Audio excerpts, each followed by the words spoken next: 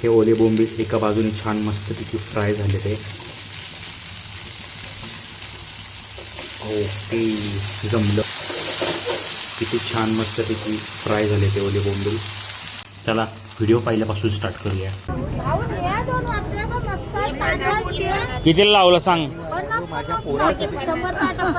5 झाला बोंबलाचा वाटा मला. टाक अजून 2-4. सगळे कुठे टाकले तू. नको नको एवढं नको. तुला 50च बोललेलं मी. नाही ग एवढं नाहीच आहे. माझ्या एवढं नाहीच आहे माझ्याकडे आता.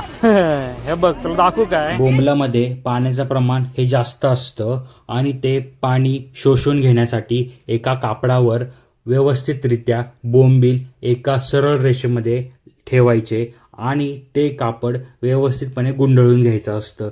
त्यामुळे पाण्याचं प्रमाण कमी होतं आणि जेव्हा आपण बोंबील फ्राय करणार त्यावेळेला ते कडक होण्यास जास्त मदत होते आणि ते तेल इकडे तिकडे उडत नाही आणि त्यामुळे गॅसही कमी लागतो. हे खूप पूर्वीपासून चालायचं. हे त्यावर पाटा ठेवला जातो, पण आता पाटा उपलब्ध नसल्यामुळे घरातली कोणतीही जड वस्तू ठेवून तुम्ही हे पाणी व्यवस्थितरित्या शोषून घेऊ शकता. हे बोंबील आता तयार झालेत पूर्णपणे. याच्यातलं पाणी सगळं निघून गेलेलं आहे. तरी आता हे ओपन करूयात. जवळपास अर्धा लिटर तरी पाणी निघालं असेल इतक्या सर्व बोंबलांचं. मसाला लावून घेतोय. हळद, मीठ कमी लावतोय कारण ऑलरेडी बोंबील हे खारे असतात. छान व्यवस्थित एकत्र करून घेतोय. छान एकजीव करून घ्यायचं आहे.